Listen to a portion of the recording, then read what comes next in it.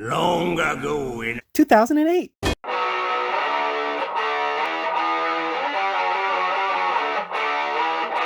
Hello friends, today I got an extra special treat for you. We're having a look at the Mark III Iron Man from Iron Man. Just plain Iron Man from all the way back in 2008.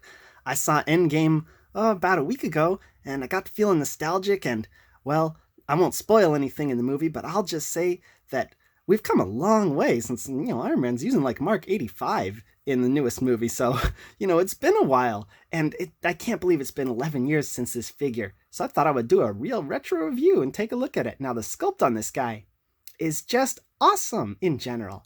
I am really impressed for 2008. It's a very good sculpt. This guy was exclusive to Walmart, and he's actually not a Marvel legend. He's just an Iron Man from the Iron Man line, which was a thing in 2008. Anyways, this is really accurate to the Mark III from the movie. I only noticed a few spots where they're off. On the thighs, the gold parts here are supposed to have this little rectangle bit that ends, this shape that ends before the gold ends. Like, you can see these little lines on the thigh there. Those are supposed to close off up here and have a little line, but they're not quite there. Like, they're sort of there. Like, you can see the line right there, but it fades out as it gets to the top, which is a little weird. So maybe, like, they were sculpted and the mold just didn't quite catch them. And then on the gauntlet part on the forearm here, there's supposed to be this raised thing, and it's kind of there. It's a similar thing. It's kind of there. You see, like, as we come up, there's this little lip, and there is the raised thingy there, but then the peg's, like, right in there, so it kind of ruins it on both of the arms. But other than that, the sculpt is entirely accurate to the Mark III suit in the movie. But there are still a few weird things about it. Well, the hands, for example.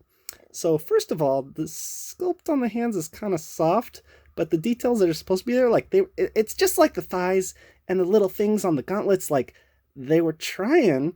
It's just not 100% there. Like, the hands just look like kind of rubber gloves. The sculpt's real soft on them. But what's weirder than that, why is his right hand sculpted in trigger finger like pose? Why isn't it, like the left hand, like repulsor blast pose? Like, that would make a lot more sense. But whatever. I don't know. The other thing about the sculpt that's kind of troublesome is the shoulder pads. They pop off, which, is to help with the articulation, and so they don't get in the way. They kind of just get out of the way, but I don't want them to get out of the way by popping off the figure exactly. But it is what it is. Thankfully, these guys are identical, so you can switch them around, and you don't have to worry about, like, mixing them up. You do have to worry about getting the lip on the top part and the flat part on the bottom part, but, they're the same, so you won't mix up left and right. Overall, the sculpt on this guy is super impressive. I love it. Paint on the Mark III is similarly impressive. From what I can tell, everything that should be gold is gold, and the tone of gold they chose is just great. I really think it's just like a little bit shiny, but not too much, and it really conveys the look of like metal. It's really good, I think. Then there's the red. The red actually comes in two tones, and I mean, you can tell pretty easily if you like look at the shoulder here, like there's like a lighter tone and a darker tone, and I think there's kind of a wash. Although I'm not sure if it's like supposed to be a wash right here, if it's just slop, because like there's this dark blotch right here, and then right there, and that doesn't look so good. But overall, I think the red paint and the gold paint are pretty perfect. Next up, he has silver paint, and there's a silver paint application right there, which kind of makes Iron Man look like he has a necklace, but that is accurate to the film. That's what's supposed to be there, although I'm sure it's more like a technological detail in the film. And he has these two little silver rivets that they got. That's accurate. And speaking of rivets, if we go back to the sculpt, like, wow, they even sculpted the tiny little rivets on the top of his mask. They really didn't miss a beat on the sculpt. But anyways, going back to the paint, there are also two silver rivets back here that are supposed to be silver, and there's two on each of his feet, one for inside the foot and one for outside the foot. They didn't miss any of those little details, but these little divots in the ribs, these three things, and those three things right there are supposed to be silver like they were in the movie, but they didn't paint them. Not that big a deal, honestly. The last color we get is this shade of blue, which on the eyes, I think might be a decal because, focus, they have like this white in them, and it does have a pretty good glow effect. But on the arc reactor in his chest, it's just kind of this pale blue. And then on his hands, it's kind of so pale a blue that the red comes through and it doesn't look quite blue. I mean, I can't really tell. It's like just like a grayish color. It doesn't look so good on the hands, I think, and it's also pretty small. I don't remember how big they were in the movie, so whatever. And I'm not sure if they, missed it or if they just didn't want to paint the bottom of the feet, but the bottom of the feet are not painted, even though there's kind of arc reactors sculpted there. But that doesn't bother me. The missing silver doesn't bother me. In general, there's just a little bit of slop, but overall, I'm very happy with the paint on this guy. Articulation's a bit more mixed on the Mark III. As you can see, I couldn't quite get him into the superhero landing pose. And I should also note, while we're talking about it, that when I got him out of the package, a lot of his joints were stuck. The head joint in particular, I had to take a hairdryer to for like 2 solid minutes. But, that is probably by virtue of the fact that this was an 11-year-old figure sitting in a package for 11 years. Anyways, he has a ball joint head. Whoa! It can pop off, but you just pop it back on, and it can look down so much and up so much. Technically, it can go further and further, but then you're kind of popping it off the joint. It can also go all the way around, no problemo. The shoulders go up, up, up, and then they can go further up, but you pop off the shoulder piece. So they can really only go out so far if you don't want to pop off the shoulder piece, and then they can rotate all the way around, but you're very likely to pop off the shoulder piece. Each shoulder has a bicep swivel, and it pops off the shoulder piece sometimes, in case you didn't realize that yet. They're also double elbows. They get very good range. I'm really impressed with these, actually, considering the year the figure was made. Then the hands are on hinge and swivel. They can get pretty far in like that, but unfortunately, because of this armor piece on the top part of the hand, they really don't hinge the other way at all. There's nothing down at the waist, so you have to twist him with the diaphragm joint, which looks only so far forward and can bend backwards pretty good.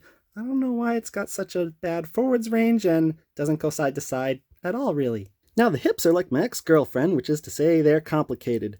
They can go forward, but it's only so far, and they can go back, but you need to rotate the ball in there to do it. So you can rotate it this way and get to the side, and he does do pretty good side movement. He can almost do the splits, honestly, which is really cool. But then when it's rotated that way, he can't go forward. You have to take this, rotate the ball, and then move it forward. But thankfully, he does have a thigh swivel up there, but it doesn't, there's been better improvements in articulation since this guy, thankfully.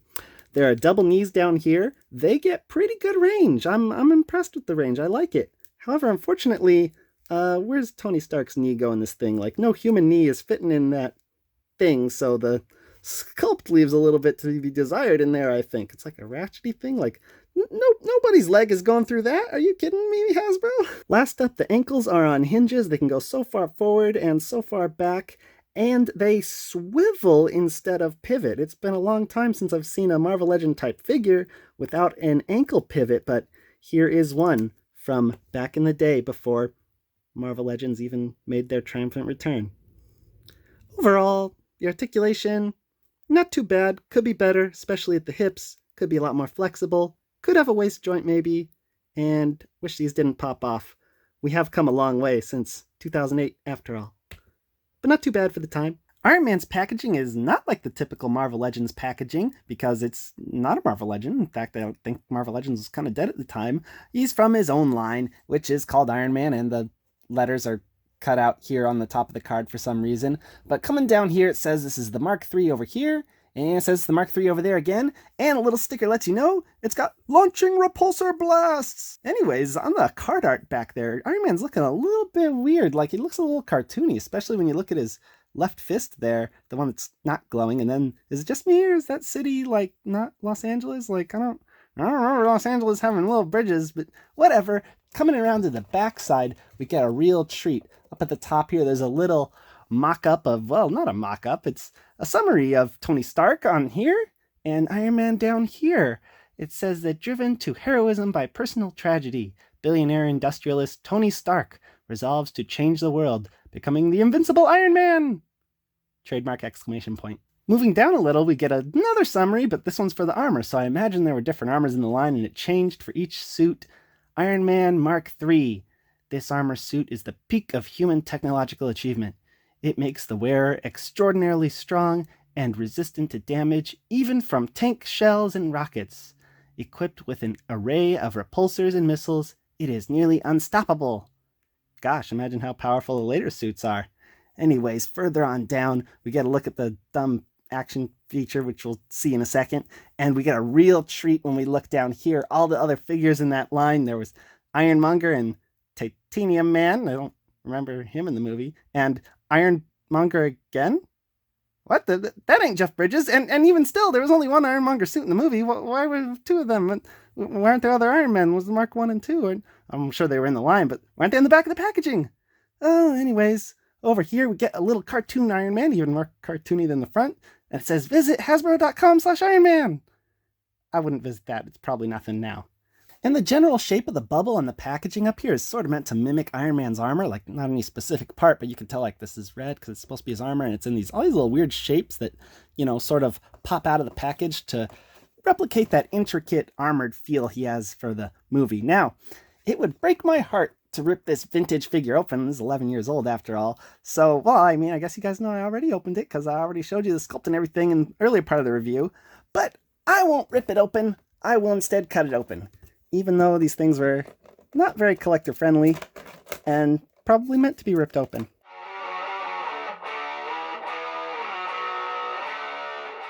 Besides, I really want to take a look at all the cool little insert art. There's the Mark III thing, and you can see it's totally supposed to be his armor. It's got little markings on it and everything. Oh, there's that stupid sticker. It's on the front, though. Then there's this weird CGI-ish Iron Man, and I don't know what that is. Why didn't they just take a picture from the movie for the packaging? Whatever, because maybe the movie wasn't done at that point. Then on the bottom of the packaging, you don't really notice when, the packaging's all closed. I mean, you can kind of tell, but there's this cool little blue tech. I mean, none of Iron Man's suit is blue, so I don't know what's with that exactly. It's got some weird serial number there. What's that say? It's a caution, 205. Oh no, watch out for that number. Anyways, the back of the card art is just a big arc reactor. Does a good job showcasing the figure when the packaging's closed. That's it for the inserts. Iron Man's little repulsor accessory just pops out of that bubble. His blast effect sort of has to get popped out first and then pulled out. And the whole of Iron Man will just pop out. And try not to lose any shoulder pieces. So overall fine packaging. It's not collector friendly, but gets the job done, and there are no twist ties. Pretty good for 2008, right? Iron Man does come with one accessory. It is a launching repulsor blaster, according to the packaging, which is kind of weird because I remember him launching repulsor blasts out of his hands in the movie, but it is nicely detailed. I do like how there's sculpted holes in it, kind of. Anyways, he also comes with the actual repulsor blast, which is like a missile that's like icy colored. It's, I don't know, kind of okay looking, I guess. Anyways, what you do with this thing, according to the back of the packaging photos, is attach it to his bicep up here, strangely. I know, you'd think it'd be like on the wrist or something. And then you pop in the missile. Then you push the little button. And it shoots pretty good. The next thing you do is you take that missile and you take the blaster and you pop it off and then you throw it in the trash. All joking aside, it's a gimmicky accessory, but it is nicely detailed and thankfully just clips on, and you didn't have to sacrifice any part of the figure to get it to work. I mean, there's no giant hole in Iron Man's arm for the thing, so I don't mind it too much, but I'm obviously not going to use it. Now, this Mark III Iron Man figure comes from a strange time, right after the bad era of Hasbro Marvel Legends had ended, and right before they made their return with the good era of Hasbro Marvel Legends. So he's not exactly in their strange 6.5-inch scale. He stands at exactly 6.25 inches, which, is just a little bit taller than 6 feet if you think about a true 6-inch scale. As I always do, I'm going to compare him with my Batman and Spider-Man, and as you can see him here, at the exact same height, if not a hair shorter than Spider-Man, you realize how small this guy actually is. I keep talking about the return of the Marvel Legends, and here's a figure that made the Marvel Legends return, the modern Thor, and, well, damn. Thankfully, he fits in a bit better with S.H.I.E.L.D. agents Maria Hill and Phil Coulson. He's pretty much their exact same height, but when you realize he's in a suit of armor, he should actually be taller. It's unfortunately not much better with Nick Fury, Black Widow, or Star-Lord, but at least he fits okay with Groot and Rocket. I kinda wish I had a Captain America to compare him to now. So very cool figure from the dark ages of Marvel Legends when they weren't actually Marvel Legends. But should you get this guy, friends? Well, I mean, not really, honestly. It's got a very good sculpt and paint for the time. The articulation's halfway decent, but it doesn't come with any accessories. Well, I mean, no accessories you'd want, anyways. And the scale is just totally off to fit in with any of your modern Marvel Legends. But it's got such a special place in the history of the Marvel Cinematic Universe and the Iron Man franchise as a whole that I thought it was a cool thing to pick up. Now I'm kind of looking forward to getting a more modern Iron Man figure, probably one with the triangle in the chest, even though I think the circle is cool. Well, anyways, that has been my retro review for the day. Now go enjoy Endgame, friends, and until next time, peace out, YouTube.